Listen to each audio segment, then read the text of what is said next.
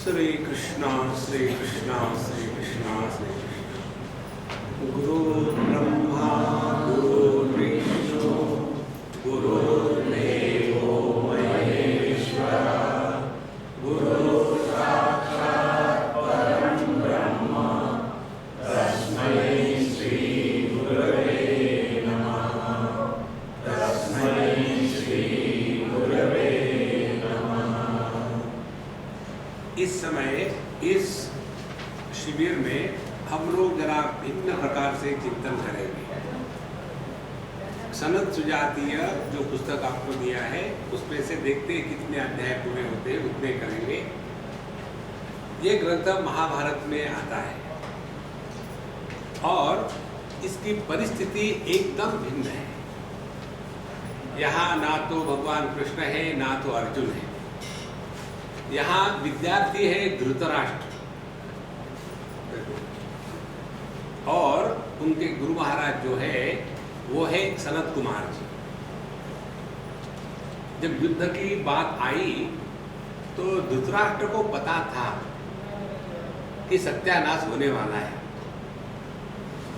लेकिन अपने पुत्र के मोह में वो इतना फंस गया था कि जानते हुए भी उससे उपरत नहीं हो पा रहा था कि मैं जानता हूं सब गलत है, तुमने जो बताया है विदुर मैं सब स्वीकार करता हूं, लेकिन मैं वही करूंगा जो दुर्योधन कहेगा। मुझे एक एसएमएस आया था, उसमें बताते हैं an intelligent person when there is some serious problem he closes his eyes and thinks, then he utilizes his brains, he consults his heart, becomes cool and finally decides what his wife tells.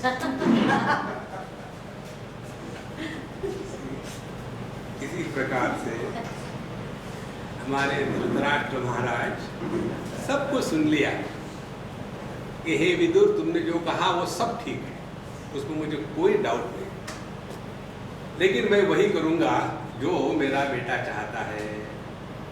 इस प्रकार से विदुर जी ने धृतराष्ट्र को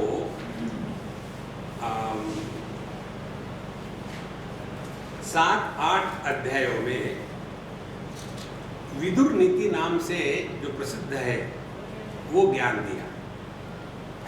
वो ज्ञान देने के पश्चात धृतराष्ट्र ने कहा कि विदुर जी तुम बड़े ज्ञानी हो, बड़ी अद्भुत बातें कर रहे हो, कुछ और बोलना है तो बोल दो, मैं सुनने को तैयार हूं। है कोई अद्भुत बात जो साधारण व्यक्ति नहीं जानता? बाकी की बातें तो सबको मालूम है, कोई अद्भुत बात बताओ। तो उस समय विदुर जी कहते हैं हाँ मैंने सुना है जाना है शरद कुमार जी से। क्या जाना है? कि मृत्यु नाम की कोई वस्तु नहीं है, मृत्यु है ही नहीं।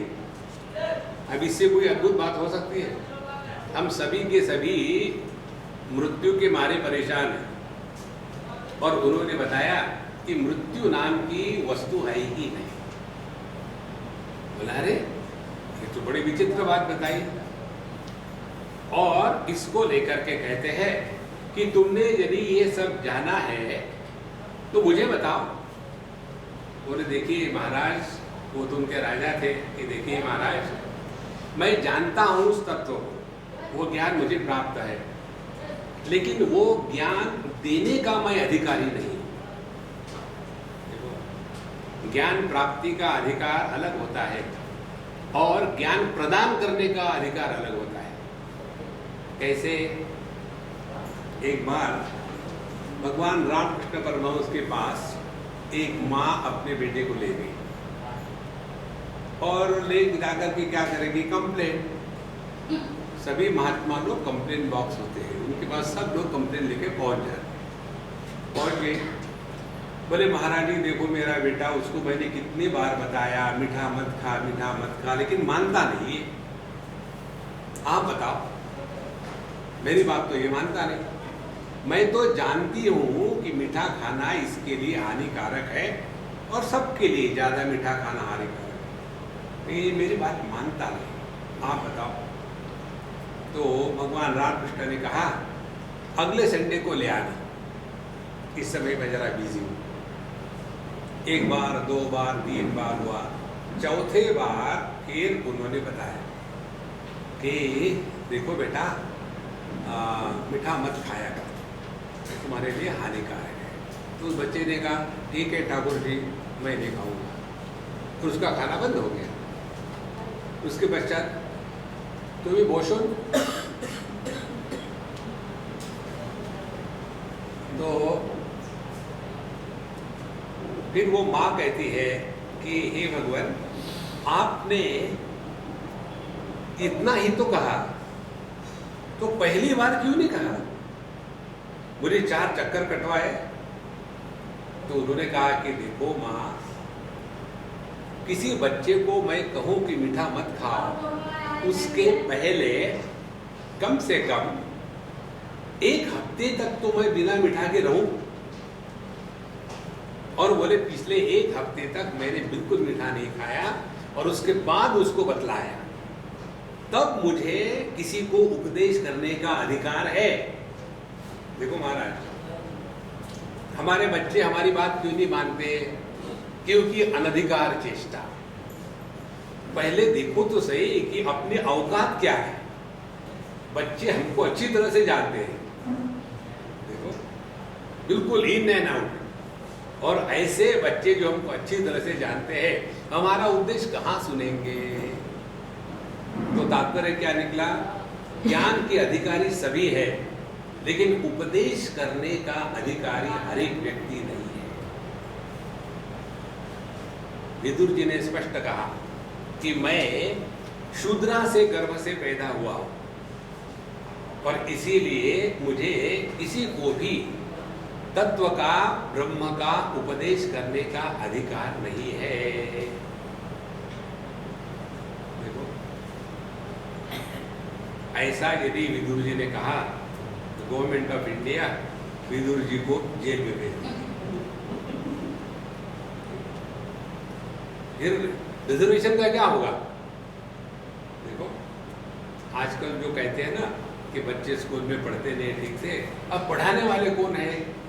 बच्चे तो आप भर्ती कर सकते हैं, लेकिन टीचर थोड़ी भर्ती कर सकते हैं।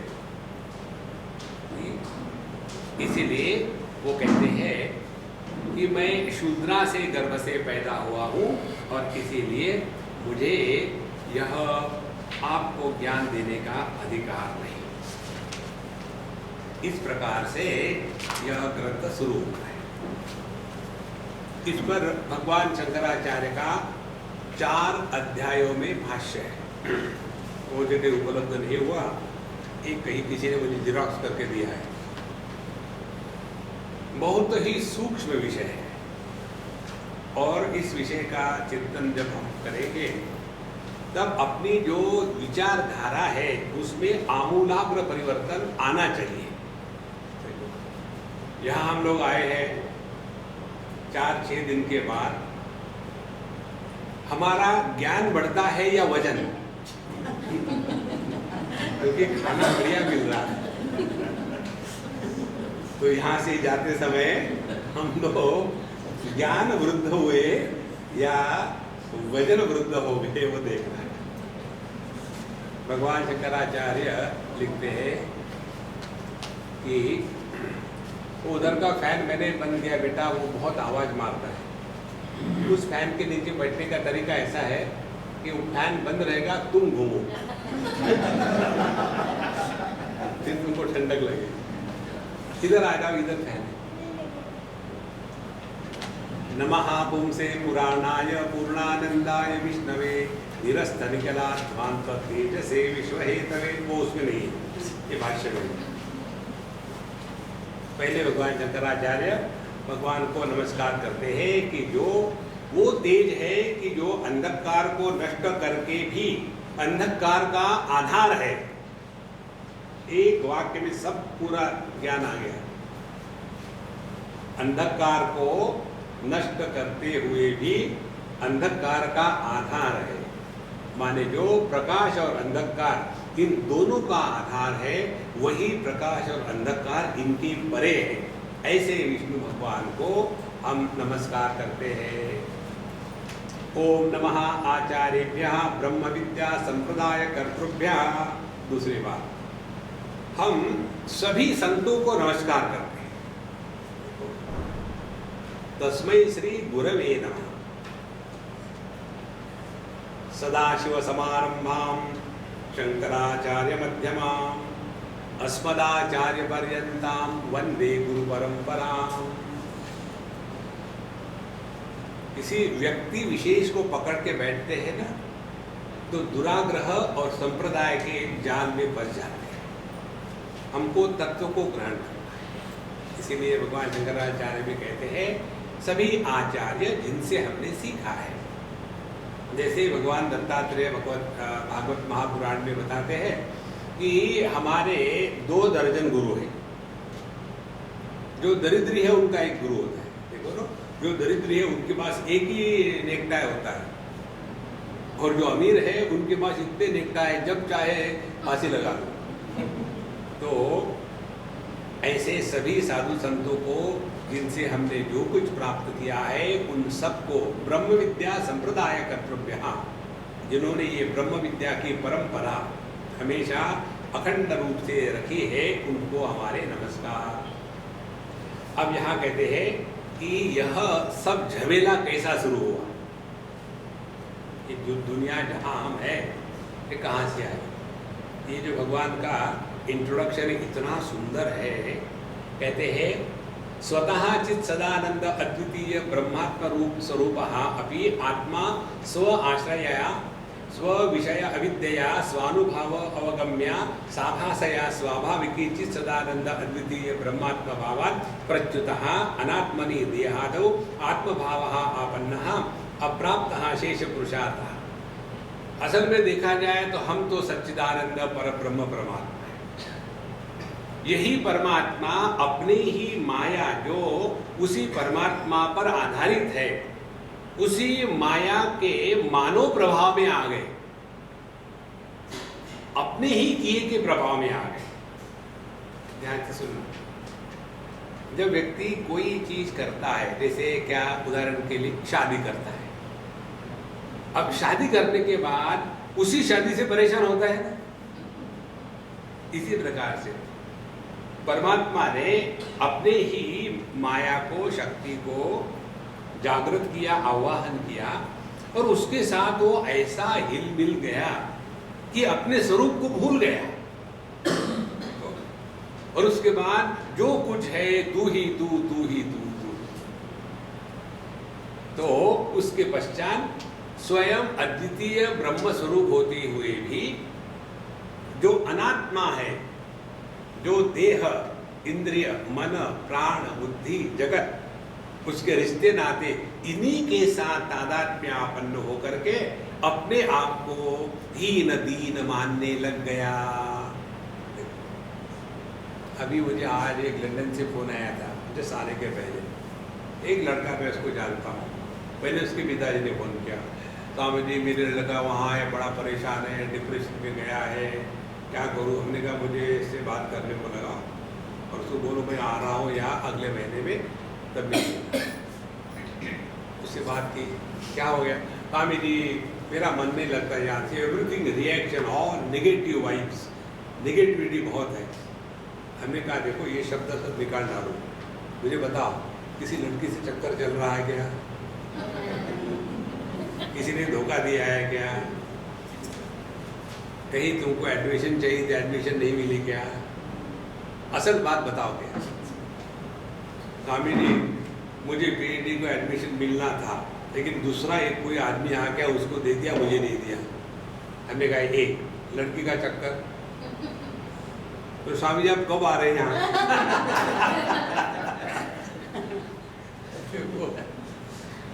स्वयं ही हम किसी के साथ तादात्म्यापन्न हो जाते हैं जो बड़ा इंटेलिजेंट है और बड़ा रैंक होल्डर है और बड़े अच्छे घर का है, कभी जिसने हाथ में माचिस तक नहीं ली, सिगरेट की तो बात छोड़ो,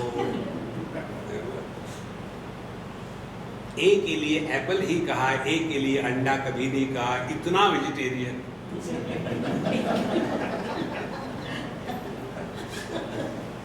वेजिटेरियन की पराकाष्ठा। इतना अच्छा लड़का डिप्रेशन में कैसे गया, जैसे भगवान डिप्रेशन में। देखो ये शास्त्र के सिद्धांत जो है ना, जब अपने में लगाना शुरू करो, अप्लाई करना शुरू करो, तब समझ में आती है बात। नहीं तो ये भगवान ने क्यों दुनिया बनाई, पता नहीं, उनको कोई काम धंधा नहीं था क्या? और इतने लोग मर रहे हैं, भ्रूण हत्या हो रही है, टीवी के सीरियल चल रहे हैं, भगवान कुछ नहीं कर सकता? ये विचार जब हम अन्य के दृष्टि से करते हैं, तब हम सोशल वर्कर हो जाते हैं। और सोशल वर्कर कौन होते हैं? जो अपने घर में लाइफ में फेल हो गए हैं, वो संसार को सत्यानाश करने के लिए उसमें लग जाते हैं।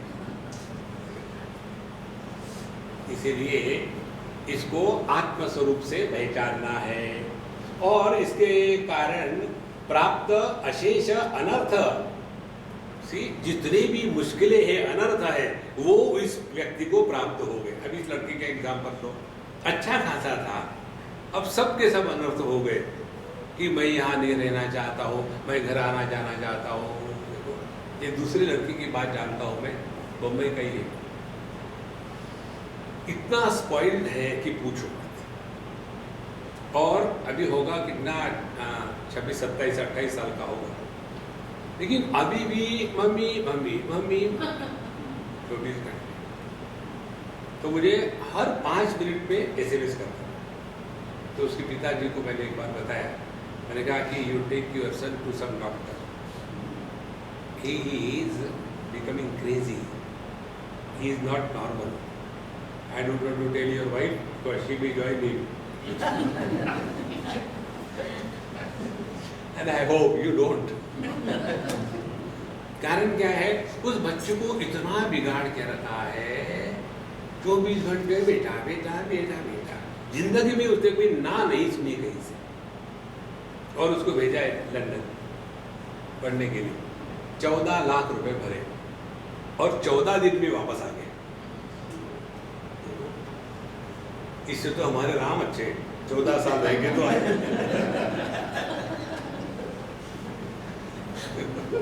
ये उतना भी नहीं रहा।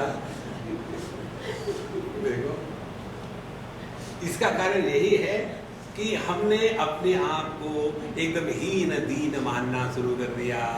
तो कहते हैं प्राप्त अशेष अनर्थ, सबका सब अनर्थ क्या है? अविद्या कर्म परिकल्पित ही एव साधन इष्ट प्राप्ति अनिष्ट परिवृत्ति च आकांक्षन। फिर पूरा जीवन हमारा क्या है? जो हमको चाहिए उसके प्राप्ति के लिए परेशान हो रहे हैं, जो नहीं चाहिए उससे दूर हटने के लिए दौड़ रहे हैं। तो हमारे जीवन की यदि एक लाइन में स्टोरी लिखनी हो तो हमने जीवन में क्या किया है? दौड़ा दौड़ी। जो अच्छा लगता है उसके पीछे दौड़ो, जो बुरा लगता है उससे दूर दौड़ो। तो मिल्खा सिंह बन गए। और जो आदमी हमेशा दौड़ते रहता है फिर वो थक जाता है कि now it is too much, I must take VRS, but you have not even joined the job. अच्छा डिप्रेशन वाले होते हैं, ऐसे ही होते हैं। देखो इसलिए अविद्या कर्म परिकल्पित ही एव साधन इष्ट प्राप्ति अनिष्ट परिवृत्ति च आकांक्षन लौकिक वैदिक साधन ही अनुष्ठित ही अपि परम पुरुषार्थ मोक्षाख्य अलभमान। इतना सब करते हुए भी मोक्ष नहीं मिला। मोक्ष किसको कहते हैं आगे जाके बताएंगे। मोक्ष माने अपने जीवन से कंप्लेन बॉक्स हटा दिया। एक म्यूनिसिपालिटी का दफ्तर, वहां लिखा हुआ था पुट योर कंप्लेंट्स हियर। और वहाँ एक एरो दिखाया था और कंप्लेन बॉक्स छत के पास रखा था जहाँ आदमी का हाथ भी नहीं पहुँच सकता। आपकी सूचनाएं या कंप्लेन सुझाव यहाँ डाले, उसको देख करके पहली कंप्लेन यही है कि कैसे डालें। तो अनेक प्रकार के फिर प्रयत्न किए, फिर भी जीवन में शांति नहीं, प्रसन्नता नहीं, आनंद नहीं। तो मोक्षाख्य अलभमानः मकरादिभिः व रागद्वेषादिभिः इतस्ततः आकृष्यमाणः। फिर राग द्वेष काम क्रोध मोह मद मात्सर्य इत्यादि जैसे नदी में मगरमच्छ होवे तो उसको खींचते हैं इधर उधर में, इसी प्रकार से ये जो काम क्रोध लोभ मोह मद मात्सर्य है वो उसको इधर से उधर खींचे जा रहे हैं और उसके प्रभाव से सुर नर तिर्यक आदि प्रभेद भिन्नासु नाना योनिषु परिवर्तमानः मोह्यमानः। और फिर पुनरपि जननम पुनरपि मरणम पुनरपि जननी जठरे शयनम, कभी गधे बने कभी घोड़े बने। जब कई बार मैं घूमने जाता हूँ तो मेरे दिमाग में एक ही विचार आता है, लोगों को ऐसे देखो कि उनको देखो मत, सिर्फ बैठे रहो। तो एक आता है, दूसरा जाता है, तीसरा आता है, चौथा आता है। जैसे कार को चलाने वाली हॉर्स पावर होती है। हॉर्स पावर जब तक के इग्नाइट नहीं होगी तब तक कार नहीं चलती। इसी प्रकार से आदमी को चलाने वाली कौन सी पावर है, इसको हम कहते हैं डोंकी पावर। यदि कार हो, पेट्रोल हो, ड्राइवर हो, लेकिन यदि इग्नाइट नहीं किया इंजन तो हॉर्स पावर पैदा नहीं होगी। हॉर्स पावर पैदा नहीं होगी तो गाड़ी चलेगी नहीं। इसी प्रकार से हमें जो डोंकी पावर है वो हमको परेशान कर रही है।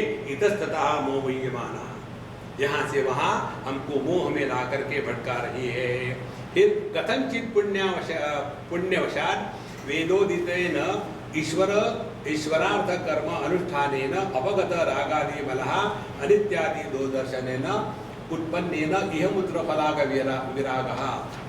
फिर भगवान की कृपा से जो कभी कुछ अच्छे कर्म किए होंगे उसके कारण अब अंतःकरण से राग द्वेष थोड़ा कम होने लग गया।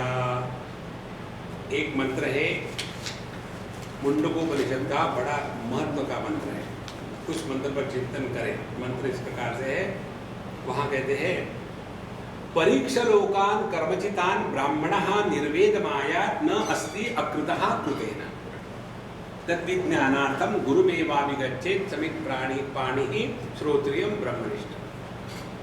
हम थोड़े समय के लिए रुक जाए, 5 मिनट के लिए, और आंखें बंद करके पीछे देखें कि आज तक हमने क्या किया।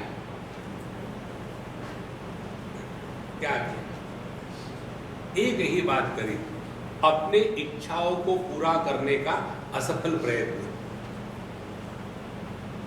फिर भी इच्छाओं का रोग खत्म नहीं हुआ और यही करे जा रहे हैं। ये करना है, वो करना है, इसको कंप्लीट करना है, उसको कंप्लीट करना है, कितना उसके पीछे लगे जा रहे हैं, लेकिन हमने अपने ही अनुभूतियों से सीखा नहीं। इसीलिए परीक्षा, अपने भूत अनुभूतियों की परीक्षा लो। परीक्षा माने उसका फिर से मूल्यांकन करो, और जब ऐसा मूल्यांकन करेंगे निर्वेदमायात्, तब हमारे हृदय में अपने आप वैराग्य प्रकट हो जाएगा। वैराग्य का अर्थ डिप्रेशन नहीं। डिप्रेशन और वैराग्य एक जैसा दिखता है। देखो, जैसे चोर और महात्मा जी एक जैसे दिखते हैं।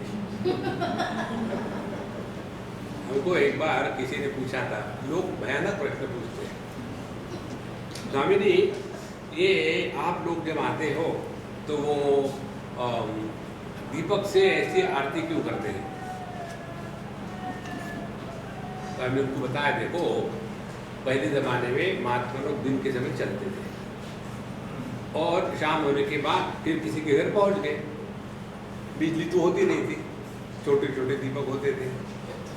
यहाँ तो ये भगवान के सामने जो लगाते दीपक वैसा। तो अब कोई आया, खटखटाया, तो कैसे पता कौन आया? क्योंकि महात्मा और चोर एक जैसे दिखते हैं। तो फिर वो सास कहेगी बहू को, बहू जरा दीपक ले आओ। ऐसे कैसे पूछेंगे, कोने देखना चाहते हैं? नहीं नहीं नहीं, हम आपकी आरती उतारते हैं और आरती देख करते करते पूरा देख लेते हैं। फिर कहते ठीक है जाने दो। आरती होती कुछ नहीं होती, महात्माओं को लगता है कि हमारी आरती हो रही है, वो ढूंढ रहे हैं कि नकली। देखो, डिप्रेशन और डिस्पैशन दे लुक अलाइक, दोनों में कोई फर्क नहीं। डिप्रेशन में भी आदमी को किसी चीज में इंटरेस्ट नहीं होता। तुमको क्या हो गया, क्या बचा है, समझो डिप्रेशन हो गया। किसी ने कुछ कहा, क्या नहीं कहा, कहीं दुख रहा है क्या नहीं दुख रहा। समझो डिप्रेशन में गया। जो व्यक्ति फिलॉसफी बोलता है वो डिप्रेस होता है। All philosophers are depressed. इसलिए सोक्रेटिस ने कहा है कि हर एक आदमी ने विवाह करना चाहिए। यदि अच्छी पत्नी मिली तो जीवन सुधर गया, यदि भयानक मिली तो फिलोसोफर बन जाओगे। नुकसान नहीं है उसमें। तो उत्पन्न यह मुद्रा फल भोग विरागः, और जब हमारे अंतःकरण में वैराग्य प्रकट होगा तो वेदांतेभ्यः प्रतीयमानं ब्रह्मात्म भावं बुभुत्सुः वेदोदित शमदमादि साधन संपन्नः ब्रह्मविदम् आचार्यम् उपसमेत्य आचार्य अनुसारणेन वेदांत श्रवणादीना अहम ब्रह्मास्मि इति ब्रह्मात्म तत्व अवगम्य निवृत्त अज्ञान तत्कार्यः ब्रह्म रूपः अवतिष्ठते इति अयं वेदांतानां मर्यादा। तो जब हमारा अंतःकरण शुद्ध पवित्र हो गया है, अब काम क्रोध सब निकल गए हैं, ऐसे व्यक्ति के अंतःकरण में तत्व जिज्ञासा प्रकट होती है। जिसके दिमाग में अभी दुनिया भरी हुई है, दुनिया का भला करना है। अभी हम कहाँ गए थे, कलकत्ते में या कहीं गए थे, किसी ने हमको पूछा, स्वामी हाँ वहाँ ये थी क्या कहते प्रेस कॉन्फ्रेंस, तो आपका क्या ख्याल है, क्योंकि कलकत्ते में बंगाल में जितने भी मुल्ला के जो है मदरसे वाले, उनको गवर्नमेंट ने 2500 रुपये मंथली देना शुरू कर दिया है। आपका क्या ख्याल है? हमने कहा हमको दे दो, हम मिल लेंगे। फ्री में मिलता है तो क्यों ना दे। देखो अब इससे क्या लेना देना है। अब तुमको मिलता तुम ले लो, नहीं मिलता तो रोते रहो, उसको डरे क्या सकते हो। परेशान मत होना कभी। देखो कई लोग ये जो मैनेजमेंट वाले होते हैं ना, वो कहते हैं अपने देश में चलता है ना, ये प्रिंसिपल से ही देश का सत्यानाश हो रहा है। हमें क्या चलता है? देखो चलता है के कारण ही भारत चल रहा है। बाकी के देश देखो कितने परेशान हैं। यहाँ कुछ भी हो जाए चलता है यार, चलो यहाँ ना पाप है ना पुण्य है ना धर्म है ना अधर्म है, सभी के सभी ब्रह्म में प्रतिष्ठित है।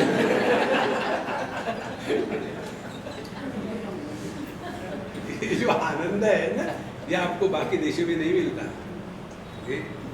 वहाँ हम जो सत्संग करते हैं ना, तो लोग ऐसे बैठते हैं कि सूली पर चढ़ाए बैठे। हमारी साधना होती उस समय कि ऐसे जो मरे हैं उनके सामने बोलना कि जिंदा रहो। अच्छा, उसके पश्चात शमदमादि साधन संपन्न। शमदमादि साधन संपन्न का तात्पर्य है अब हम दुनिया के द्वारा प्रभावित नहीं होते। विषय वस्तु के भाव अभाव में हम पर कोई प्रभाव नहीं। किसी भी प्रकार की मन में वृत्तियां आवे, अच्छी आवे बुरी आवे, किसी भी वृत्ति का हमारे मन पर कोई प्रभाव नहीं। ऐसा जब हमारा अंतःकरण हो जाता है तो ऐसे अंतःकरण में फिर हमको आचार्य के द्वारा दिया गया तत्व उपदेश ग्रहण करने की क्षमता होती है। देखो 3 प्रकार के लोग होते हैं। एक तो होते हैं श्रोता, दूसरे होते हैं सोता, और तीसरे होते हैं सरोता। तो जो श्रोता होते हैं, जो बताया उसका जो मतितार्थ है वही ग्रहण किया। जो श्रोता होते हैं वो कहते हैं आचार्य को कर्मण्येवाधिकारस्ते मा फलेषु कदाचन, आप अपना कर्म करते जाओ, हमारे तरफ ध्यान मत देना। इसीलिए हमको जो लोग सत्संग में सोते हैं ना, उनके प्रति बड़ा आदर है। इसलिए कि जो सत्संग में सोता है, सोना माने क्या? आनंद की प्राप्ति। जो भी आदमी सोता है दुखी थोड़ी होता है। तो जो सत्संग में आके सोते हैं उनको ब्रह्मानंद मिल जाता है, और जो जगते हैं सो नहीं सकते वो दुखी होते हैं। इसीलिए सोया करो। अच्छा, उसके पश्चात वेदांत श्रवणादीना, फिर हमने वेदांत का श्रवण किया। वेदांत का श्रवण मनन निधिध्यासन, ये तीनों की अंतरंग साधना कही गई है।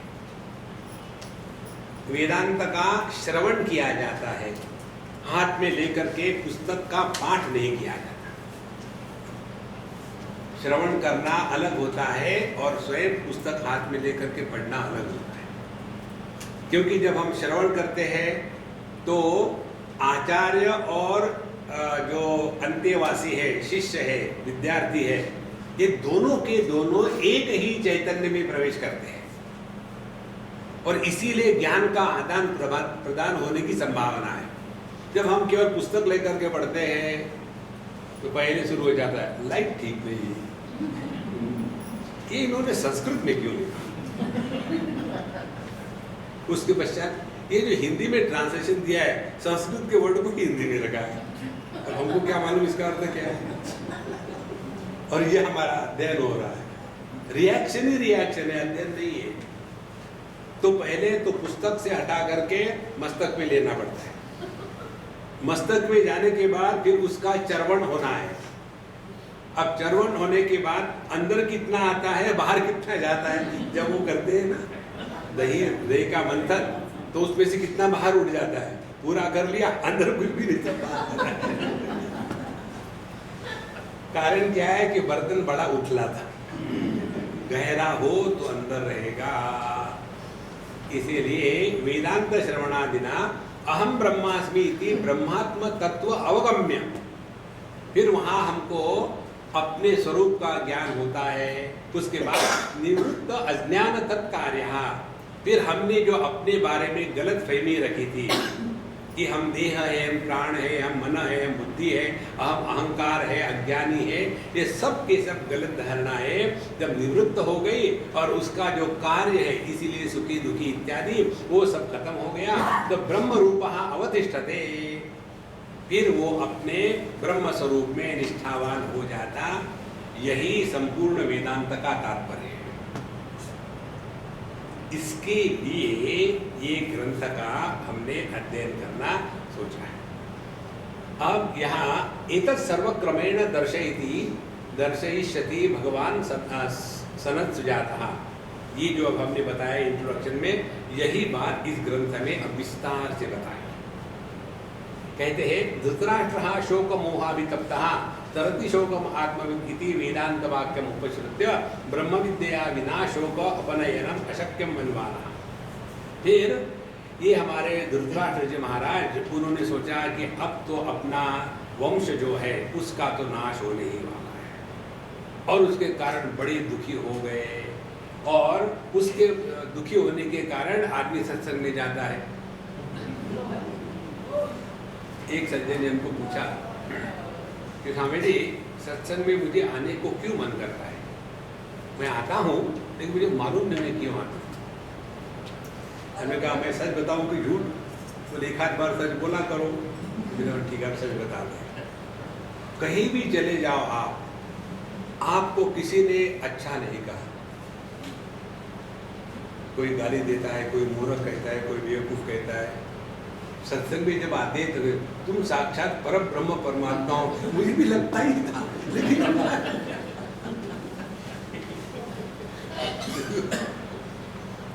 एक बार पहली बार किसी सज्जन से मिले, तो हमारी जो आदत है, कई महात्मा जी बैठी है, जैसे यहाँ भी हमने कहा था हमारे मंत्री जी को, आइए मंत्री जी प्रणाम, तो उनको लगा मैं उनकी टांग खींच रहा हूँ, तो मेरी जबान लंबी है, टांग नहीं खींचता किसी। तो उनको जब मैंने कहा कि महात्मा जी आइए, कहा जी आप मुझे मेरे मजाक उड़ा रहे हैं, मैं महात्मा कहा हूँ, हमने कहा बेवकूफ़ आइए। अब उनको गुस्सा आ गया। गुस्सा इसका नहीं आया कि मैंने बेवकूफ़ कहा, गुस्सा इसका है स्वामी जी को कैसे पता।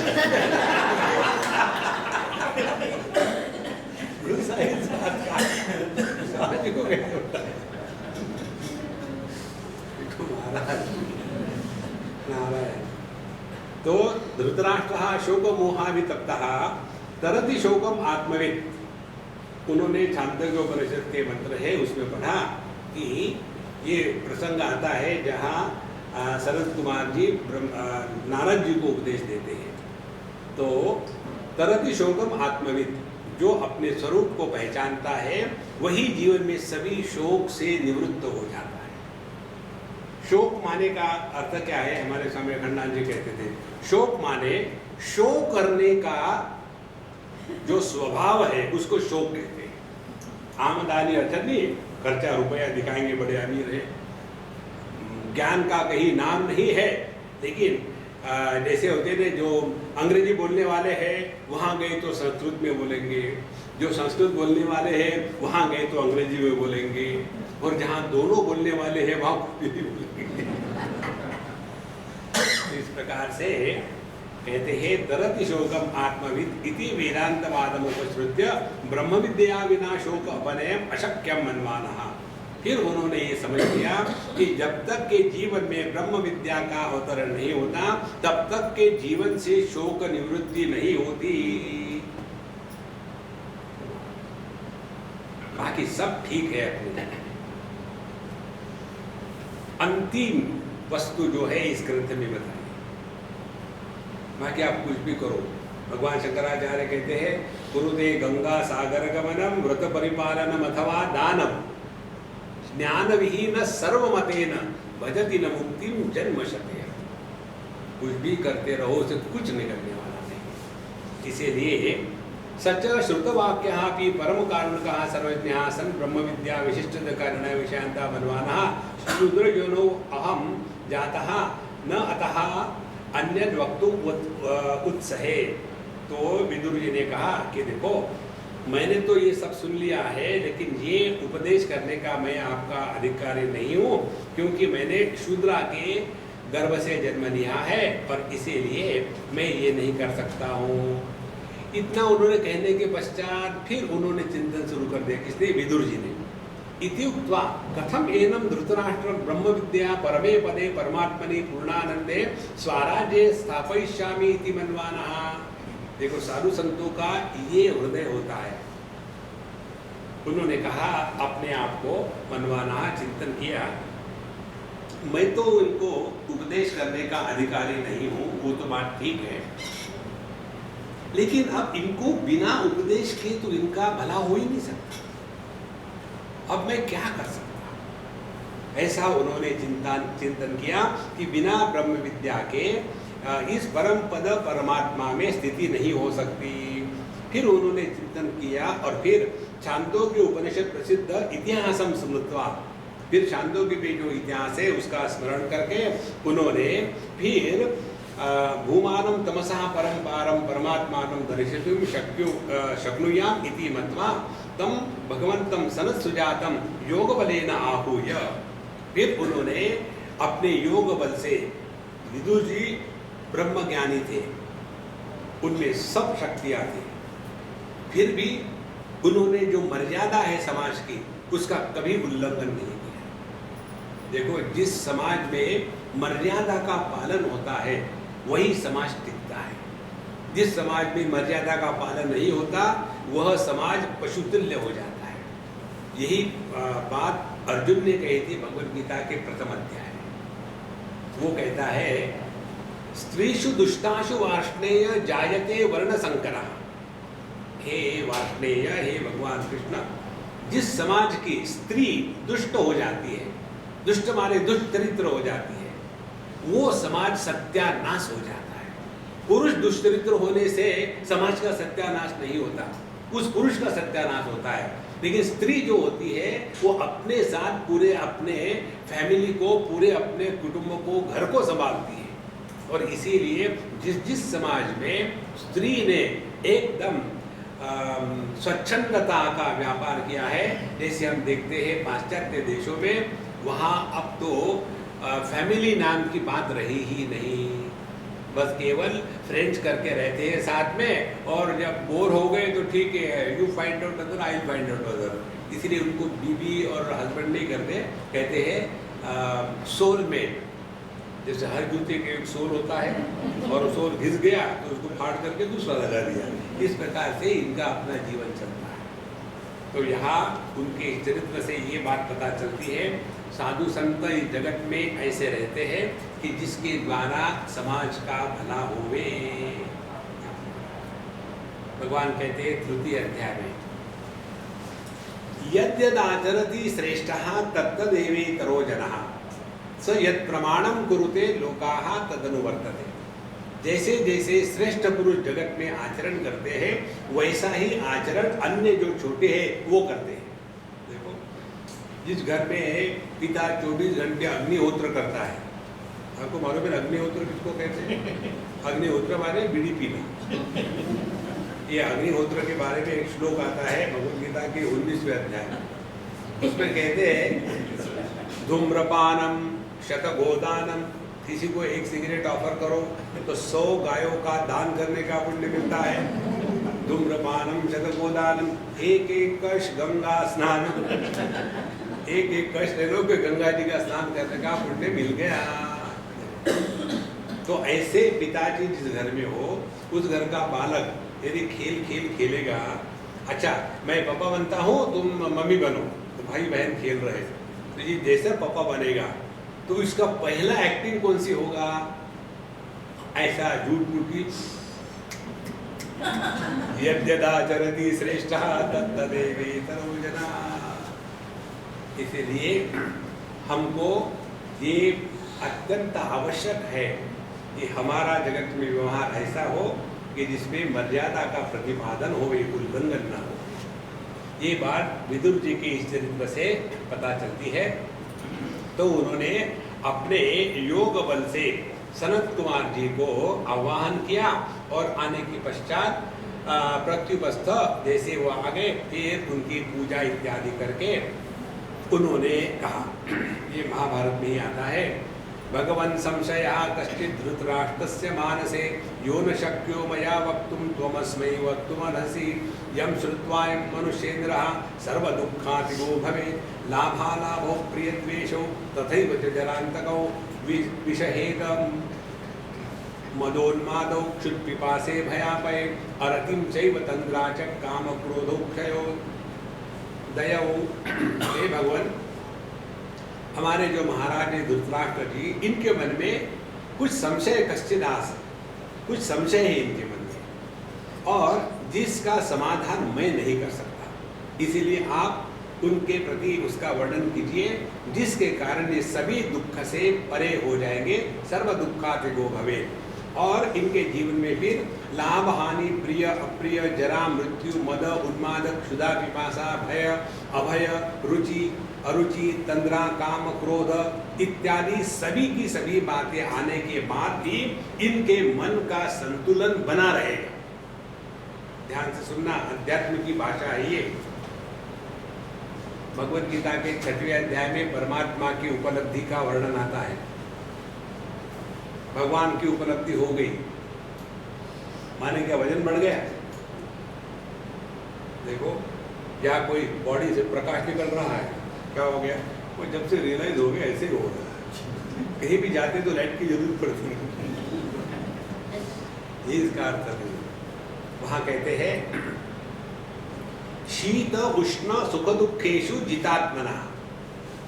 जीवन में आने वाले जो द्वंद्व है, शीत उष्ण सुख दुख इत्यादि का प्रभाव यदि हमारे मन पर ना पड़े और हमारे मन का संतुलन बना रहे,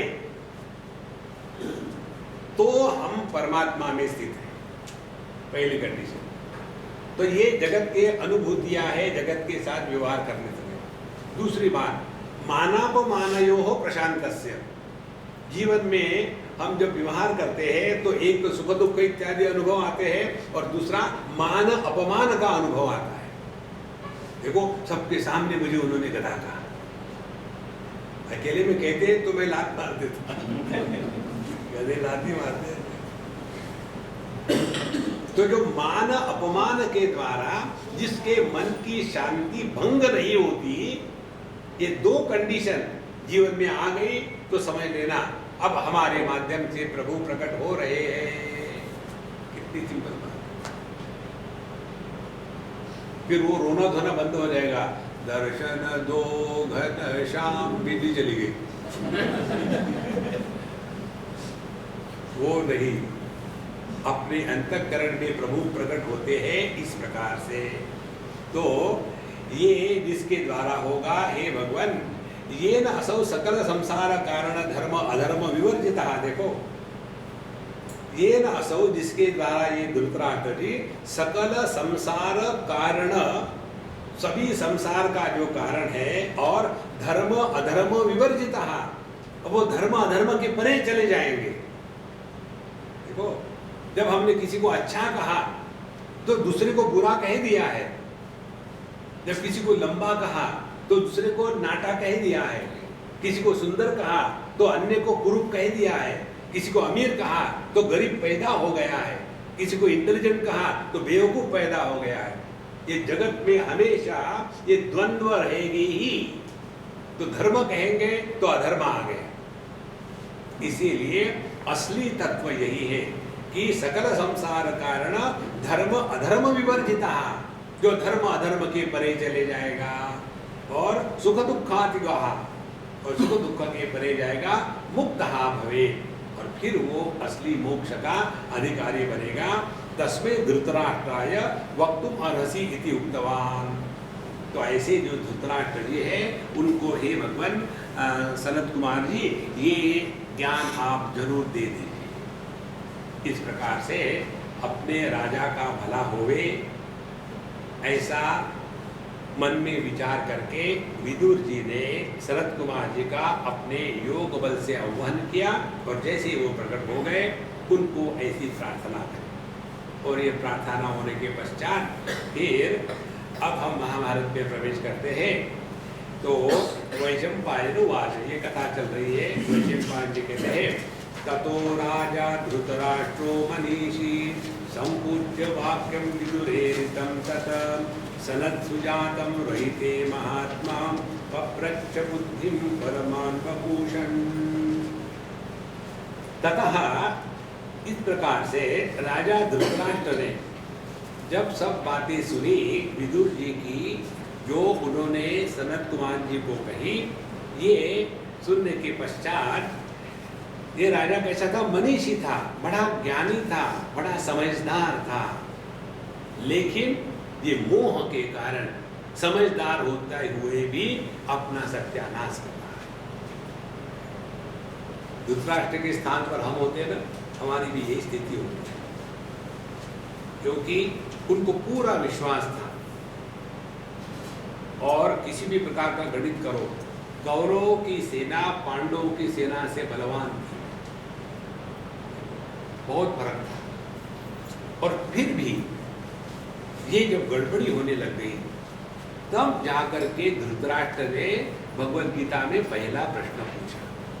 जो भगवद गीता बताई गई है ना हम लोगों को, वो भगवद गीता संजय ने धृतराष्ट्र को युद्ध के 10वें दिन बताई थी। 9 दिन तक तो उस युद्ध में जो कुछ हो रहा था, कितने लोग मरे, कितने पैदा हुए, और कितने हाथी मरे, कितने घोड़े मरे, सबका पूरा डिटेल अकाउंट रोज के रोज धृतराष्ट्र के पास जाता था।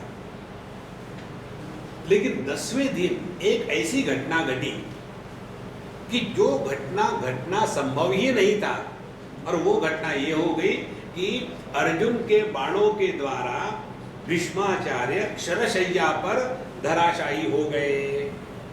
ये जब हो गया, उस समय धृतराष्ट्र का आत्मविश्वास खत्म हो गया। ये कैसे हो सकता है? क्योंकि उसको पूरा विश्वास था भीष्माचार्य के जैसा एक भी योद्धा पूरे महाभारत के मैदान में नहीं था, उनको तो हराना असंभव था। और इसीलिए धृतराष्ट्र को इतना जबरदस्त विश्वास था कि कोई हमको नहीं हरा सकता। कि जब ये बात हुई तब उसकी आंखें फटी और फिर उसने जाकर के 10वें दिन संजय को प्रश्न पूछा, धर्म क्षेत्रे कुरुक्षेत्रे समवेता युत्सवः मामका पांडवाश्चैव किम कुर्वत संजय। ये प्रश्न नहीं है कि उन्होंने क्या किया, प्रश्न ये है कि क्या हुआ कि जिसके कारण ये पूरा जो विक्ट्री का पलड़ा था एकदम पलट गया, कैसे हुआ। उस समय संजय कहते हैं कि जब युद्ध शुरू ही नहीं हुआ था, दृष्ट्वा तु पांडवानीकम व्यूढ़ं दुर्योधनस्तदा आचार्यमुपसंगम्य राजा वचनम अब्रवीत। कहते हैं युद्ध शुरू ही नहीं हुआ था, उस समय जो दुर्योधन है वो द्रोणाचार्य के सामने गया और उसने ऐसा ऐसा कहा और फिर पूरी कहानी बताता है। और जब अर्जुन का रथ भगवान कृष्ण ले आए और उस समय भगवान कृष्ण ने अर्जुन को कहा कि तुम जानना चाहते हो किसके साथ युद्ध करना है, तो उन्होंने कहा तुमको परायों से युद्ध नहीं करना है, तुमको अपनों से युद्ध करना है। जीवन में समस्या शत्रुओं की नहीं होती, समस्या ये होती कि शत्रु कौन है, अपना है कि पराया है। अपने शत्रुओं को निपटाना बड़ा कठिन है, दूसरे के मन को उपदेश करना बहुत आसान है जो हम करते हैं, लेकिन अपने मन को संभालना बड़ा कठिन है। उस समय धृतराष्ट्र कहता है कि अब मैं ऐसी स्थिति में आ गया हूं, अब मैं वापस भी नहीं लौट सकता, आगे भी नहीं जा सकता, अब जो होना है प्रभु इच्छा से होगा। तो धृतराष्ट्र मनीषी थे, ज्ञानी थे, लेकिन अपने पुत्र के मोह में आने के कारण तो कहते ततो राजा धृतराष्ट्रो मनीषी संपूज्य वाक्यम विदुरेरितम तथा। तो उन्होंने ये जब कहा तो विदुर जी की उन्होंने प्रशंसा की कि विदुर जी आपके मन में मेरे प्रति जो प्रेम की आदर की भावना है, इसलिए मैं आपको धन्यवाद देता हूँ। और उसके पश्चात सनत सुजातम रहिते माने एकांत में फिर उन्होंने सनत सुजात से, सनत सुजात कौन थे, भगवान शंकराचार्य कहते सनत का तात्पर्य हिरण्य गर्भ सन्निक सनातन ब्रह्म, सनत सुजातम सनत इति सनातन ब्रह्म उच्चते हिरण्य गर्भाख्य। जहाँ से जगत निर्माण हुआ उस हिरण्य गर्भ को ही सनत कहते हैं। तस्मात् सनातनात् ब्रह्मणः मानसात् ज्ञान वैराग्य समन्वितः सुष्ठु जातः इति सनत सुजातः। तो डायरेक्टली परमात्मा से जिसकी उत्पत्ति हो गई, ऐसे जो सनत कुमार जी है और सुष्टु जाता और पवित्रता की पराकाष्ठा है, उनको कहते सनत सुजात, माने परमात्मा का ही अवतरण जिसमें हुआ है, ऐसे सनत कुमार को ही यहाँ सनत सुजात कहा है। जो 4 ब्रह्मा जी के प्रथम पुत्र थे और वो हमेशा 5 साल के ही रहते थे, उनकी उम्र नहीं बढ़ती थी। उसी को कहानी को लेकर के कहानी आती है कि अब ये तो बिल्कुल अवधूत थे चारों के चारों, अब 5 साल के बच्चे कितने सुंदर बनते होंगे, अब मन मस्ती से एकदम ब्रह्म ज्ञानी है, वैराग्य की परिपूर्णता है, घूम रहे थे।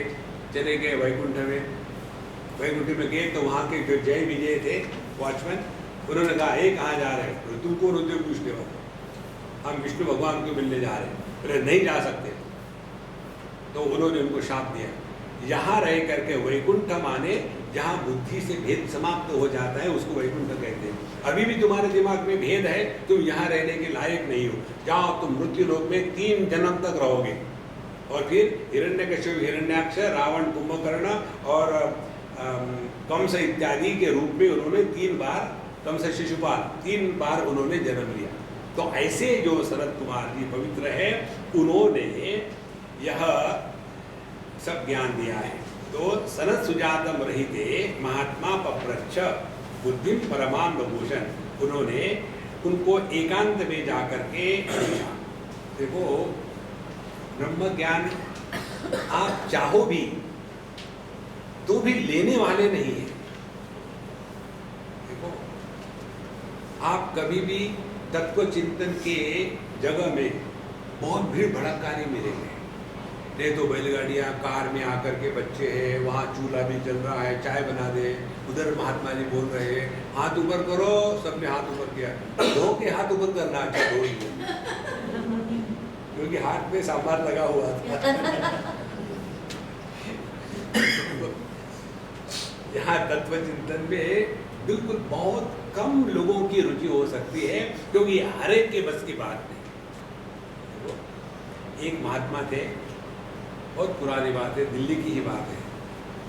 उस समय हम काफ़ी जवान थे, तो उन्होंने मुझे कहा कि महात्मा जी मैं आपको अपने प्रोफेशनल सीक्रेट बताता हूँ। मैं बताऊँ? मैं किसी को मत बताना, मैं किसी को।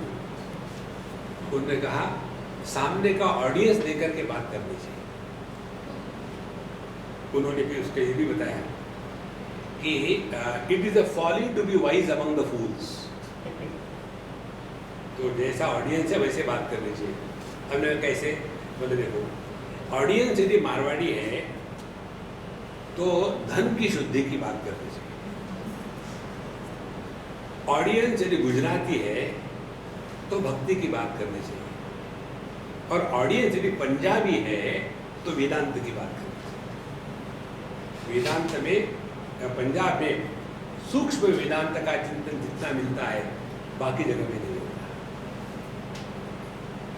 एक खन्ना नाम का स्थान है पटियाला के पास, वहाँ के थे तोतापुरी जी महाराज, जिन्होंने भगवान राम कृष्ण परमहंस को उपदेश किया। इसलिए इस वेदांत के इसमें आपको भीड़ भड़का नहीं, रहस्य एकांत है, क्योंकि यहाँ से आवृत्त चक्षु अमृतत्व भी, जिसकी दृष्टि अभी बहिर्गामी है, बहिर्मुखी है, उनके लिए ये नहीं है। इसीलिए सनत सुजातम रहिते महात्मा पप्रच्छ, तो धृतराष्ट्र जी ने सनत कुमार जी को एकांतवास में प्रश्न किया और बुद्धिम परमाम बभूषण, और उस ज्ञान के बारे में जिस ज्ञान के प्राप्त होती ही बुद्धि परमात्मा में मिल जाए, माने परमात्मा से जो अन्य की भावना है वो निकल जाए, इस इच्छा से गुरु ने प्रश्न किया। अब क्या प्रश्न किया धृतराष्ट्र जी ने? वो प्रश्न कहते हैं, धृतराष्ट्रवाच सनत् सुजात यदिदं शृणोमि मृत्युर्हि नास्ति तवोपदेशं देवासुरा आचरन् ब्रह्मचर्यम् अमृत्यवे तत्कतरं सत्यम। धृतराष्ट्र जी कहते हैं कि हमको अभी अभी आपके शिष्य ने, विदुर जी ने बताया, तवो उपदेशम, कि मृत्यु ही नास्ति इति, मृत्यु नाम की वस्तु है ही नहीं। बड़ी विचित्र बात है। यदि मृत्यु नाम की वस्तु है ही नहीं तो देव असुराः आचरन् ब्रह्मचर्यम, एक कथा आती है चांद्रोग्य उपनिषद में, कहते हैं देवासुराः पुनः अमृत्यवे मृत्यु अभावाय अमृतत्व प्राप्ते ब्रह्मचर्यम् आचरन्तः इंद्र विरोचनादयः गुरौ वासं कृतवन्तः श्रूयते च छान्दोग्ये तत् उभये देवा असुरा अनुभुबुधिरे इत्यारभ्य तौह 32 वर्षाणि ब्रह्मचर्यम् ऊषतुः। तो ये देवताओं के राजा इंद्र और असुरों के राजा जो विरोचन थे, ये दोनों को दोनों गुरु महाराज बृहस्पति जी के पास गए, और इसीलिए कि हमको अमृतत्व की प्राप्ति होवे। तो गुरु महाराज ने कहा ऐसे नहीं होता, आकर के शुरू हो गया लेक्चर। फिर यहाँ पहले 32 साल तक ब्रह्मचर्य का वास करो, एकदम शुद्धता से, पवित्रता से 32 साल रहो। उसके बाद मुझे लगा कि तुम लायक हो तो मैं उपदेश करूंगा, और यदि मुझे मालूम हुआ तो मैं उपदेश करूंगा। लो माने पहले तो 32 साल रहो, और यदि मालूम नहीं होगा तो भी आपका लग है, क्या करें। देखो, एक बार अमिताभ बच्चन ने एक सरदार जी को प्रश्न पूछा, आखिरी प्रश्न 2 करोड़ का, बताओ तुम्हारे पिताजी का नाम क्या है? सरदार जी हंसने लगे। बोले क्यों हंस रहे? ऑप्शन तो दिया ही नहीं।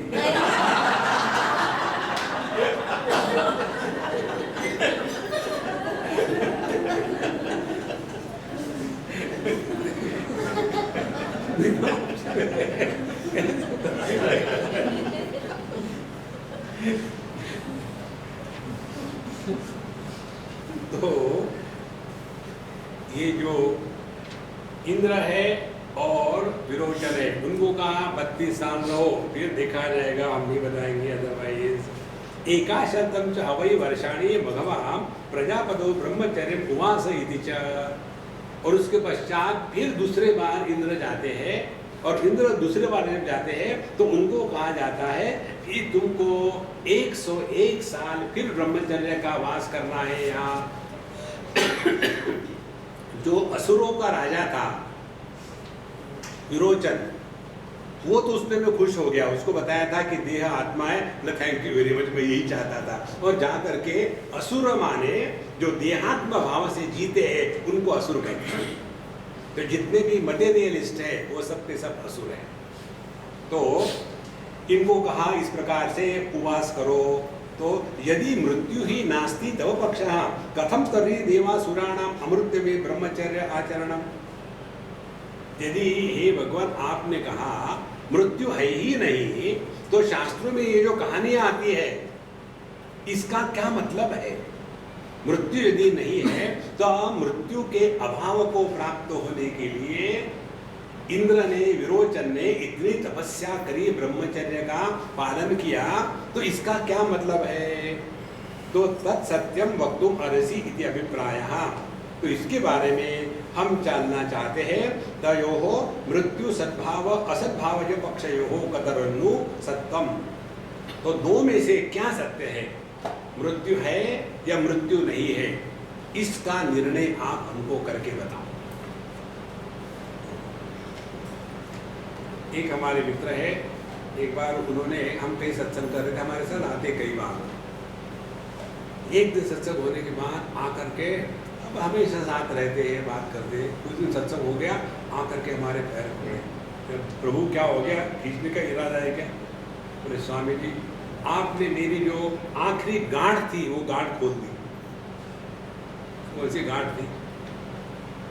मेरे दिमाग में ये घुस ही नहीं रहा था कि जो शास्त्रों में बताते हैं शुचीनाम श्रीमताम गेहि योग भ्रष्टो विजायते अथवा योगिनामेव कुले भवति धीमताम। पिछले जन्म में किसी ने योग का अभ्यास किया हो और उसके बीच में लुढ़क गए, तो फिर अगले जन्म में अच्छे घरों में पैदा होते हैं, वहाँ अपनी वो साधना जारी रखते हैं। तो यदि ये हम सत्य माने तो जन्म मृत्यु है ही। और आपने तो आज मेरे एकदम क्लीन बोल्ड कर दिया। क्या कहा मैंने अभी? माफ करना। बोले माफ नहीं करना, मुझे एकदम क्लियर करना। हमने यही बताया था, जैसे एक बल्ब जब फ्यूज हो जाता है तो उसमें का जो लाइट है किसी दूसरे बल्ब में घुसता है क्या? तो फिर वो लाइट गया कहाँ? इसी प्रकार से जब देह इसमें से जीवन प्रकट होना बंद हो जाता है, तो इसमें जो जीवन है, जीवन शब्द क्या है? जीवन, जो जीव नहीं है। तो यह जो जीवन है ये क्या यहां से निकल के दूसरे देह में जाएगा? तो फिर क्या होता है? कुछ नहीं होता। मृत्यु नाम की वस्तु असंभव है, ऐसे भी विचार करो। और वो होने के पश्चात फिर हमारे हाथ में किसी ने ये ग्रंथ दिया, स्वामी जी आप इसको पढ़ो, आपके सिद्धांत इसमें मिलेंगे। हमने कहा मेरा कोई सिद्धांत नहीं, मेरा सिद्धांत है टाइम पास, कोई सिद्धांत नहीं है। तो उन्होंने कहा कि ये जो है मृत्यु है या नहीं है, ये एकदम खत्म हो जाता है। मृत्यु है ही नहीं तो उसका निराकरण कैसा करेंगे? देखो, कोई रोग हो तो उसका निराकरण होगा, एक बच्चा वो 10वीं 12वीं में है, अमेरिका की बात है, छोटा सा था 4 साल का, और किसी गुड़िया के साथ खेल रहा था और उसने मुझे दिखाया, देखो स्वामी जी इसकी जो आँख है वो भी निकल आती है, इसकी उंगली भी निकल आती है। ऐसा करते करते उसको ऐसा भ्रम हो गया कि उसकी जो आँख है उसने खा ली। अब वो चिल्लाने लगा, वो आँख मेरे पेट में गई, अब तो मैं मर जाऊंगा, मेरा क्या होगा, कैसा होगा। तो उसके माँ ने कहा, देखो स्वामी जी भगवान है, वो जो बताते हैं वही होता है। मैंने कहा देखो सच है, तुम जो कहते हो तुम्हारे पेट में गया है, मैं मानता हूँ। देखो स्वामी जी को मालूम है तुम लोग ना कहते हो। पहले मैंने उसका आत्मविश्वास ग्रहण कर लिया, पकड़ लिया। फिर हमने कहा देखो अब एक केला खाओ, जब केला अंदर जाएगा ना तो केले के बीच में वो आँख घुस जाएगी, और कल जब तुम पॉटी करोगे तो हम लोग पॉटी इकट्ठी करेंगे और उसमें देखेगा तुम। तो दूसरे दिन वैसा किया, जब वो पॉटी से उठा तो दूसरी आँख भी उसमें डाल दी। हाँ स्वामी रियस come out and he was perfectly alright, कुछ भी नहीं हुआ था। जो पेट में गया ही नहीं वो निकलेगा कहां से? देखो महाराज, ये जो भ्रांति है इसी का निराकरण करना है। ना तो किसी को अपने जन्म का अनुभव है, ना तो किसी को अपने मृत्यु का अनुभव है। लेकिन जिसका अनुभव नहीं उसी को लेकर के डर डरे जी जा रहे हैं। हाँ जी हमको बहुत डर लग रहा है मरने का, कोई बात नहीं, डरो मत, गारंटी से मृत्यु आएगी। यही एक सत्य ऐसा है कि जो कभी किसी को धोखा नहीं देता। तो इस उत्तर में यद सत्यम तद वक्तुम अर्हसि इति अभिप्रायः, तो ये दोनों में क्या सत्य है कि मृत्यु है या नहीं है, इसके बारे में बताओ। तो सनत सुजात जी ने बताया, श्री सनत सुजात उवाच अमृत्यु कर्मणा केचित् मृत्युर्नास्ति इति चापरे शृणु मे ब्रूवतो राजन यथे तन्मां विशंकितः।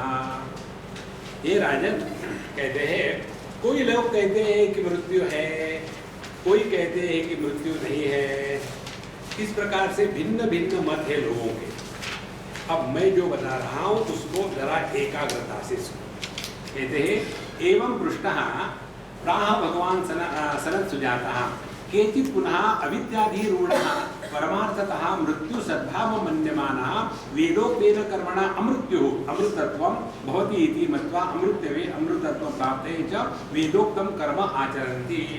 कोई लोग ऐसे हैं, कहते हैं कि ये अविद्या के प्रभाव में आ गए हैं। अब ध्यान से सुनना, अविद्या का तात्पर्य क्या है? अविद्या या अज्ञान का तात्पर्य ज्ञान का अभाव नहीं। ज्ञान का अभाव कभी हो ही नहीं सकता। ज्ञान में अपूर्णता होती है, अभाव नहीं होता। और अपूर्णता का कारण है कि हमारा जो इंद्रिय समूह है, मन बुद्धि, उसकी क्षमता है, उसके अनुसार ज्ञान की परिपूर्णता अपूर्णता होती है। तो कहते हैं कि केचित् पुनः अविद्याधिरूढः, अब किसी ने अपने आप को अपूर्ण मान लिया तो पूर्ण को प्राप्त करने के लिए जो इच्छा है वो काम हो गया। तो अविद्या, काम और फिर कर्म में लग जाते हैं। तो ऐसे जो अविद्या में आरूढ़ हो गए हैं, परमार्थतः मृत्यु सद्भावं मन्यमानः, और वो सच मानते हैं कि मृत्यु है, विचार नहीं करते थोड़ा भी। एक बार कहीं एक लड़के ने मुझे प्रश्न पूछा कॉलेज के, उन दिनों में टीवी पर शायद कोई सीरियल चल रहा होगा कि पिछले जन्म की बात किसी को याद आई, फिर उसकी स्टोरी बनाई कि वो वहाँ गई थी, फिर यहाँ उसने ये बताया, फिर वो लड़की वहाँ चली गई, बताया इस बुक शेल्फ में इस नंबर पर ये पुस्तक है, उसमें मैंने ये रखा था। देखो आप कहते हैं कि मृत्यु नहीं है, कैसे नहीं है, वो तो पिछले जन्म में थी, इस जन्म में है, तो उसका तो मृत्यु हो गया था ना। हमने कहा यार तुम तो भयानक ही इंटेलिजेंट हो। अब सुनो, आपके ऋषिकेश में आने के पहले हम दिल्ली में थे, दिल्ली में आने के पहले हम कलकत्ते में थे, कलकत्ते में आने के पहले हम न्यूजीलैंड में थे, उसके पहले ऑस्ट्रेलिया में थे। तो हम तो कंटिन्यू अखंड है ना, हम कहाँ मरे। इसी प्रकार से जब देह बालक रूप में था तब हम थे, बालकत्व चला गया। बालक जो छोटा होता है ना, उसको संस्कृत भाषा में शिशु कहते हैं। शिशु का अर्थ मालूम है ना, जो कहीं भी शी और शु कर देता है उसको शिशु कहते हैं। बैठे बैठे शुरू कर दिया, क्या इशू है। तो वो शरीर बदला, फिर दूसरा शरीर बदला, तीसरा शरीर बदला, लेकिन हम तो अखंड है, तो मरा कौन?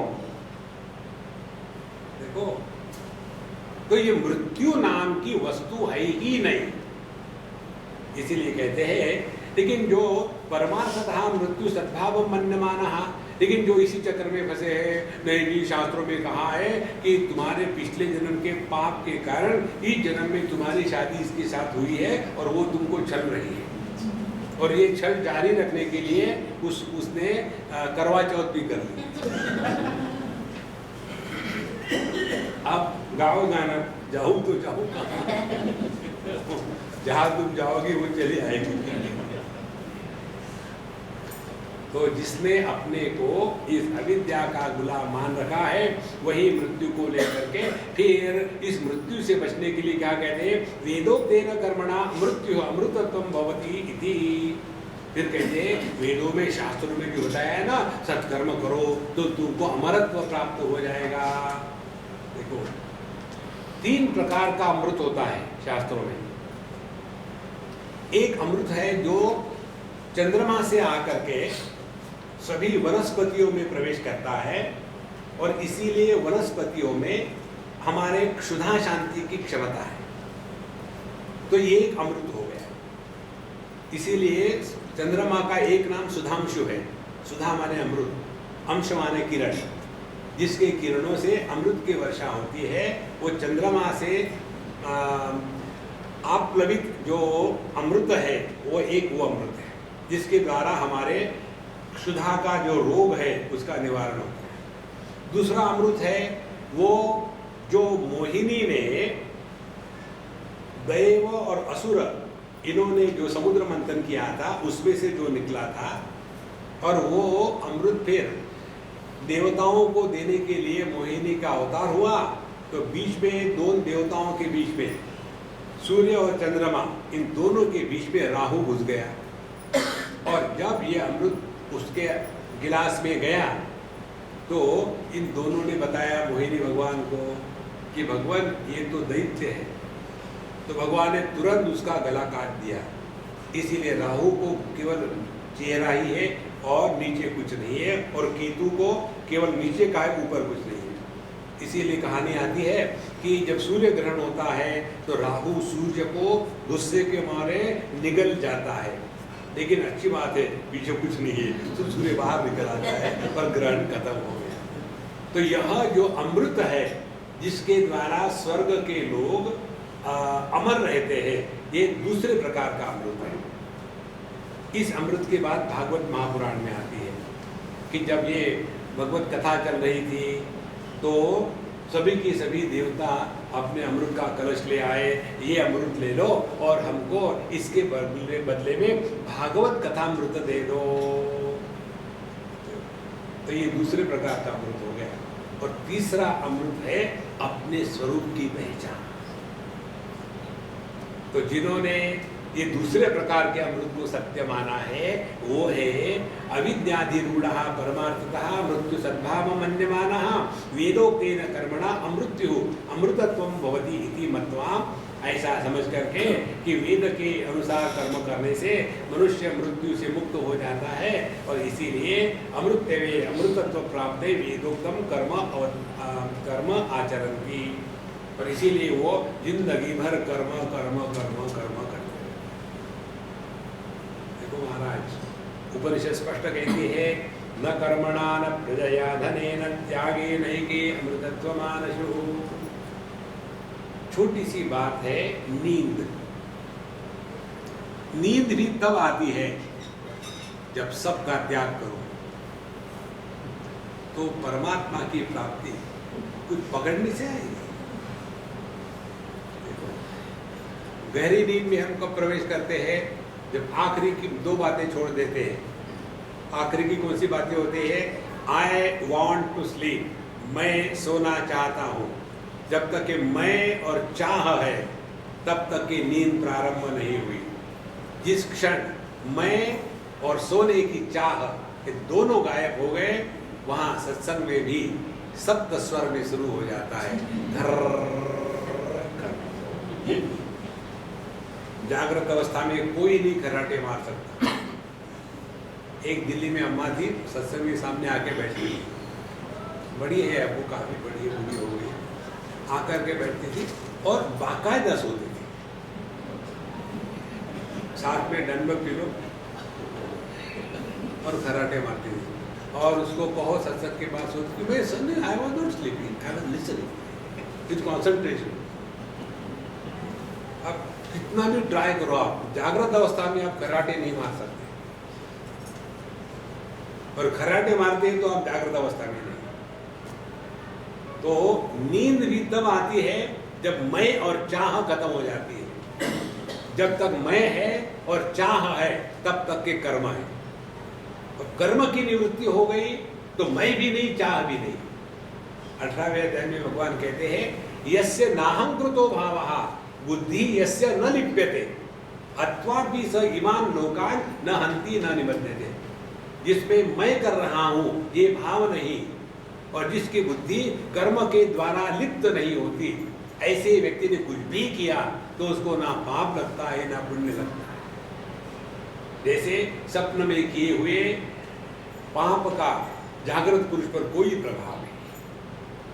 इसीलिए यहाँ कहते, कोई लोग सोचते हैं कि कर्म के द्वारा अमृत्यु की प्राप्ति होती, वो कर्म के एक पक्ष हो, दूसरा पक्ष तथा अन्य विषय विषान्धाः विषय व्यतिरेकेण निर्विषय मोक्षम अमन्यमानाः कर्मणा एव अमृतत्वं देवादिभावं वर्णयन्ति। तत्रैव च रागगीतं श्लोकम् उद्धरन्ति। अपि वृन्दावने रम्ये शृगालत्वं स इच्छतु न तु निर्विषयं मोक्षं कदाचित् अपि गौतम इति। अब जो लोग ये द्वैत में फंसे हैं और विषय के भोग में लिप्त हो गए हैं, उनको ये कल्पना भी नहीं हो सकती कि बिना विषय भोग के भी आनंद हो सकता है। देखो, इसीलिए उनको कहते हैं कि विषय विषांधा, विषयों को विष कहा गया है। अष्टावक्र मुनि पहले ही कहते उपदेश में जनक महाराज को, मुक्तिम इच्छसि चेतनात् विषयान विषमं त्यज। जब तक के हमने विषयों के प्रति इतनी उपेक्षा नहीं रखी, तब तक के हम जगत से उपरत नहीं होंगे। और कैसे त्याग करो विषयों का? विषवत। हम जहर का त्याग कैसा करते? बहू ये जहर फेंक देना, थोड़ा रख देना, कभी काम आएगा तुम्हारे। जहर को बचा के नहीं रखते, पूरा फेंक देते हैं। इसी प्रकार से अब अपने अपने घर में देखो कितना सामान इकट्ठे करके रखा है। ये फेंक दो, लुंगी स्वामी जी पुरानी हो गई, नहीं, वो पर्दा लगाने के काम है। कहना बहुत आसान है, त्यागे नहीं किया अमृतत्व महाराजू, और दुनिया भर का कूड़ा कटरा इकट्ठा करके रखा है। तो ऐसे जो लोग हैं वो निर्विषय मोक्षम अमन्यमाना, उनके लिए निर्विषय मोक्ष हो ही नहीं सकता। और इसीलिए अमृतत्व माने क्या? देवादिभाव वर्णयन्ति। फिर वो कहते हैं ऐसा ऐसा हम कर्म करेंगे और उपासना करेंगे तो हम फिर भगवान के लोक में जाएंगे और वहाँ देवता जैसे हो जाएंगे। और जितने देवता हैं वो सभी के सभी भोग प्रधान हैं। तो भागवतों में कहानी आती है ना, कि जैसे एक कहानी बताया आपको, अर्जुन महाराज इंद्र के राज्य में चले गए। अब कैसे गए उनको पूछो। वो चले गए, वहाँ जाने के बाद वहाँ की जो अप्सराएं थी वो अर्जुन पर लट्टू हो गई। अप्सराएं का मतलब मालूम है ना? हमारे हिंदी भाषा में गवर्नमेंट सर्वेंट को अफसर कहते हैं। तो अप्सराएं हमारी उनकी पत्नियां, तो सबकी सब अप्सराएं जो थी वो इन पर लट्टू हो गई। और जब उन्होंने अपनी इच्छा प्रदर्शित करी तो अर्जुन ने कहा कि ये संभव नहीं है क्योंकि ये गलत है। तो उनको गुस्सा आया और गुस्सा आकर के अर्जुन को शाप दे दिया। तो चाहे आप स्वर्ग में जाओ, कहीं भी जाओ, जहां काम है वहां संसार है। ये 14 भूल बताते हैं ना, भूर्भुस्वामा जना तपा अतल वितल सुतल दर रसातल पाताल महातल, ये 14 के 14 जो लोक हैं ये सब का सब संसार है। केवल ये संसार नहीं है, जहां जहां कामना है वहां वहां संसार है। देखो, तो स्वर्ग में जाकर के देवता होकर के करोगे क्या? स्वर्ग की परिभाषा नचिकेत ने करी है, स्वर्गे लोके न भयं किंचन अस्ति न तत्र त्वं न जरया विवेति उभे तीर्त्वा अशनाया पिपाशे शोकातिगो मोदते स्वर्गलोके। स्वर्ग वो है जहाँ मृत्यु और बुढ़ापे का डर नहीं है। स्वर्ग वो है जहाँ भूख और प्यास का डर नहीं है। स्वर्ग वो है जहाँ शोक और मोह का डर नहीं है। स्वर्ग ये अनुभव विशेष है, ये स्थान विशेष नहीं है। लेकिन ये जो विषय भोग में लिप्त है, बस उनका यही है कि हम स्वर्ग में जाएंगे और वहाँ हम अमृत का पान करेंगे। इसीलिए अपि वृंदावने रम्ये शृगालत्वं ते इच्छतु, हम तो वृंदावन में एक जानवर होने की इच्छा करते हैं, लेकिन वो बिना विषय का मोक्ष हम नहीं चाहते। अच्छा, ये दूसरे प्रकार के लोग हैं। तीसरे प्रकार के लोग करते हैं मृत्यु के बारे में, तथैव च परमात्मा व्यतिरेकेण द्वितीयम् अपश्यन्तः ज्ञान कर्म अमृतत्वं वर्णयन्ति। और दूसरे प्रकार के लोग हैं, वो कहते हैं केवल परमात्मा मात्र है और दूसरा कुछ भी नहीं है, इसीलिए ज्ञान और कर्म इन दोनों के द्वारा परमात्मा की प्राप्ति करो। परमात्मा की प्राप्ति को वो कहते हैं कि अमृतत्व की प्राप्ति हो गई, लेकिन वो अपने स्वरूप को पहचानने को तैयार नहीं। ध्यान से सुनना, परमात्मा की प्राप्ति अनात्म भाव से, अपने अन्य भाव से हुई तो ये केवल मन की कल्पना होती है। जब तक मन है तभी तक अन्य की कल्पना सत्य है।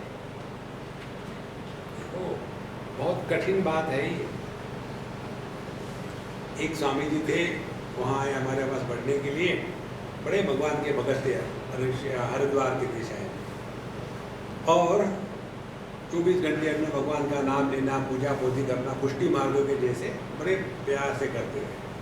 अब उनके दिमाग में भगवान ने कीड़ा डाल दिया, वेदांत पढ़ो, वेदांत पढ़ने के लिए आए।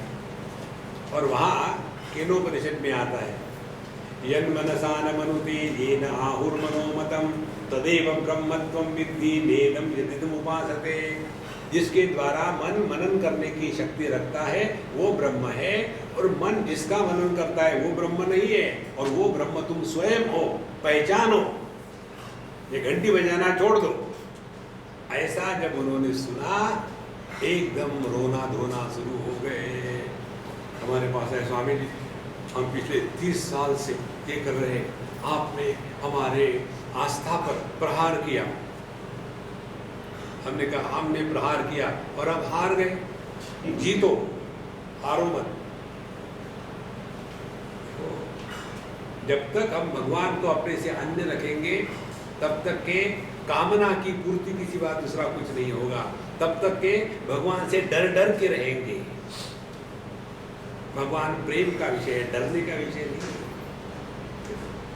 इसीलिए ये कर्म और ज्ञान के समुच्चय में रहे, उपासना में लगे हुए लोग ये इस प्रकार के अमृतत्व की बात करते हैं।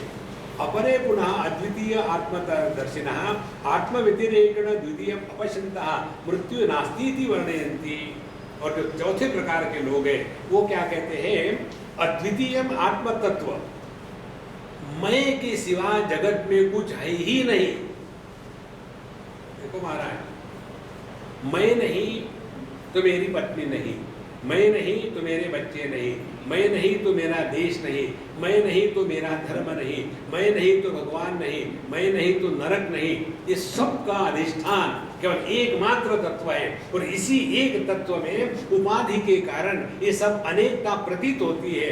जब तक कि इस मैं को हम ब्रह्म रूप से नहीं पहचानते, तब तक के हम झटके ही खाते रहेंगे। और जिन्होंने इस मैं को पहचाना है, वो मैं का किसी को भी अभाव का अनुभव नहीं आता। We can never experience our absence, कभी भी नहीं हो सकता। इसीलिए अपरे अद्वितीय आत्मदर्शिनः, जिन्होंने अपने अद्वितीय स्वरूप को पहचान लिया, आत्मव्यतिरेकेन द्वितीयम अपश्यन्तः, अपने मैं के सिवा अन्य कुछ है ही नहीं, तो उनके लिए मृत्यु नास्ति इति वर्णयन्ति, वो कहते मृत्यु नाम की कोई वस्तु है ही नहीं। हे राजन, यथा एतत् पक्षयोः अविरोधः संभवति तथा ब्रुवतः मे मम वाक्यम शृणु। अब ये सभी के सभी पक्षों का क्या अर्थ है? कोई किसी का विरोधी नहीं है, सबकी आवश्यकता है। कर्म की आवश्यकता है स्वर्ग में जाने के लिए, उपासना की आवश्यकता है अपने इष्ट लोगों के देव में जाने के लिए, उसके बाद कर्म ज्ञान की समुच्चय की आवश्यकता है, और वेदांत की आत्मस्वरूप से पहचानना इसकी भी आवश्यकता है। तो कैसा ये संभव है मैं अब बताऊंगा, और जरा ध्यान से सुनो। विशंकितः माने अब मन में कोई डाउट मत कर, संशयात्मा विनश्यति।